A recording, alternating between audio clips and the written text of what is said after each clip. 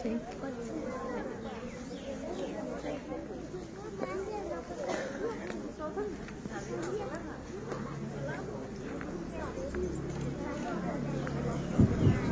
শিক্ষক শিক্ষয়িত্ৰীসকলক পতাকা স্থলীলৈ আহিবলৈ অনুৰোধ জনালোঁ।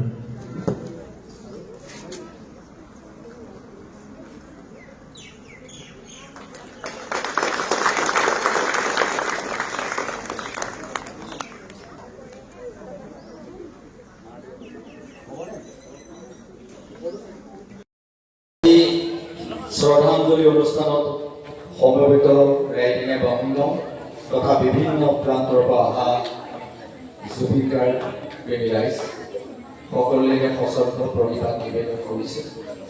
আজি সন্ধ্যাকাল আমি সমবেত হৈছোঁ এটা বৰ দুখৰ খবৰ আৰু লগতে খবৰকাৰী জ্ঞাপন কৰিবৰ কাৰণে। অসমৰ সূৰ্যকণ্ঠ বুলি যাক আমি কোৱা হয়, যাক লুইত কণ্ঠ বুলি কোৱা হয়, সেই লুইত কণ্ঠই কালি অকাল মৃত্যু ঘটিছে। তেখেতৰ মৃত্যুত ডক্টৰ ভূপেন হাজৰিকাৰ পিছতেই এটা সংগীত অসমীয়া জগতখনক প্ৰতিনিধিত্ব কৰা জুবিন গাৰ্গ, যাৰ নামেই এখন তৰোৱাল। জুবিনৰ অৰ্থটো আপোনালোকে জানে, এখন তৰোৱাল, সঁচাকৈ এখন তৰোৱাল হৈ আছিলে।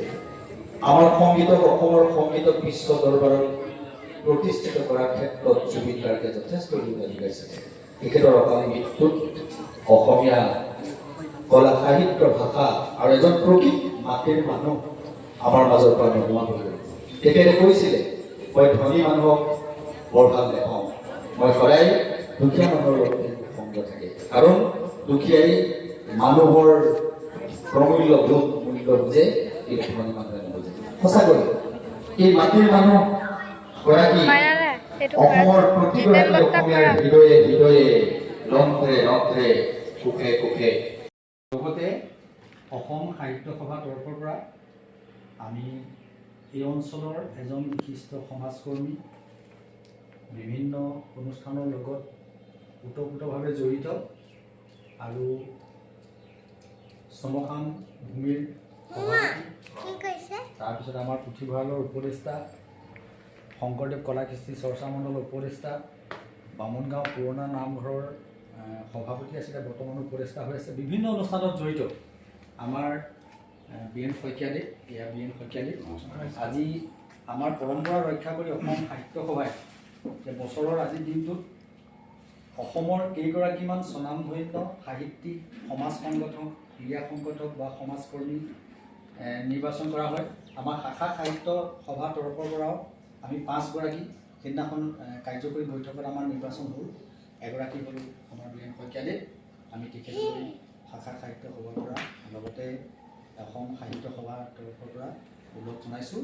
আৰু লগতে আমি আমাৰ শ্ৰদ্ধা নিবেদন কৰিবৰ কাৰণে আমি প্ৰথমতে এখনি দুৱাৰে তেখেতৰ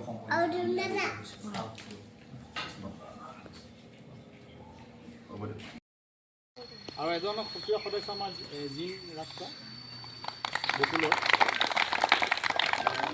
আমাৰ সন্মান যাচিব আমাৰ ৰেণু বাইদেউ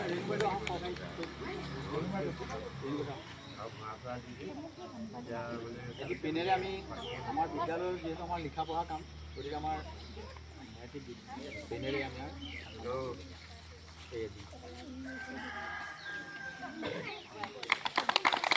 লগতে আমাৰ অনুষ্ঠানটো জীয়াই থাকক, যাতে আমি ৰাজ্যৰ কাম কৰিব পাৰোঁ, তাৰ বাবে আমি আশীষ বিচাৰি এতিয়া আমাৰ ইমান সময় আমি কোনেও দেখা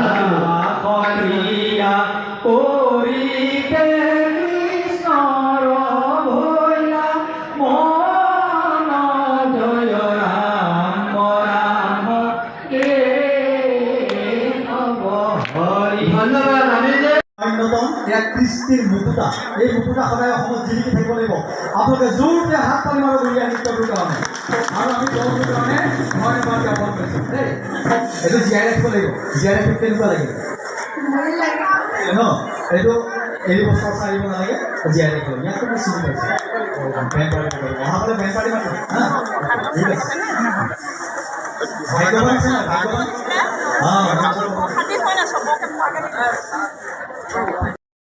মণ্ডলৰ সৌজন্যত আয়োজন কৰা সোণালী জয়ন্তী বৰ্ষৰ দ্বিতীয় দিনাৰ দ্বিতীয় কাৰ্যসূচী বনাইছে সাংস্কৃতিক শোভাযাত্ৰা।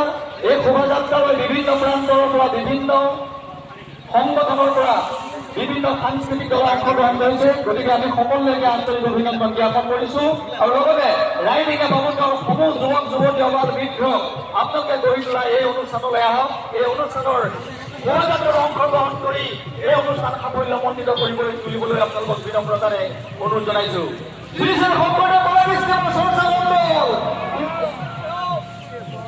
শ্ৰী শ্ৰী শংকৰদেৱ কলাকৃষ্ণ চৰ্চা মণ্ডল। হরি না সবাই সকলো হরি নাচে কৃষ্ণ বিমলয় ভুজ বদনা রতন আসন রতন ভূষণ তপত কাঞ্চন বরণা রতন আসন রতন ভূষণ তপত কাঞ্চন বরণা হরি নাচে কৃষ্ণ বিমলয় ভুজ বদনা। আমি আপোনালোক আমন্ত্ৰণ কৰি আনি ৰাজখোৱা যদি অমৰ ৰাজখোৱা আৰু দণ্ডি ভট্টলৈ ইহঁতে প্ৰথম বাণী নকলেহেঁতেন এই ৰাস কেতিয়াও নহ'লহেঁতেন। থানেশ্বৰ নাথ মৰিগৌ তেওঁ যদি প্ৰথম যদি ইয়াত নাৰদ নকৰিলেহেঁতেন, তৰুণ দাসৰ মৃত্যু হৈ গ'ল, তেখেতে যদি প্ৰথম বসুদেৱ নকৰিলেহেঁতেন, অতুল দাসৰ তেখেতে যদি প্ৰথম বৰ্গ ঋষি নকৰিলেহেঁতেন, দুলু বৰা বাইদেউ তেওঁ যদি প্ৰথম দৈৱকী নকৰিলেহেঁতেন, প্ৰবীণ শইকীয়া, ৰত্ন ৰাজখোৱা, মহেন ৰাজখোৱা, দুলু মহন্ত, ভৈৰৱ মহন্ত আৰু কত যে কোন তেখেতসকলে যদি এই আমাক দি নগ'লেহেঁতেন কেতিয়াও আমি আজিৰ সমন্বয় যিটো কেতিয়াও আমি কিন্তু সৃষ্টি কৰিব নোৱাৰিলোহেঁতেন। আমি নৰেন তামুলীলৈ মনত পৰিছোঁ, আমি ৰাগ পাতিছোঁ তেখেতসকলক স্মৰণ কৰিব লাগিব আৰু ৰাগ পাতিছোঁ তেখেতসকলৰ কাৰণে আমি ইয়াত থিয় হ'ব পাৰিছোঁ। থানুৰাম শইকীয়া মোৰ মনত পৰে কিয় কি এটা উদ্যোক্তি সাহস মানিক ৰাষ্ট্ৰ উৎসৱ মহন্ত আমি ত্ৰিপাল আনি পেলাই ৰাগ মঞ্চ পাতিছিলোঁ ইয়াত। গেটু শইকীয়া মোৰ মনত পৰে, খগেন তামুলী আৰু হেম ৰাজখোৱা যদি শিল্পী পৰশত যদি আমাৰ প্ৰাণ পাই নপলেহেঁতেন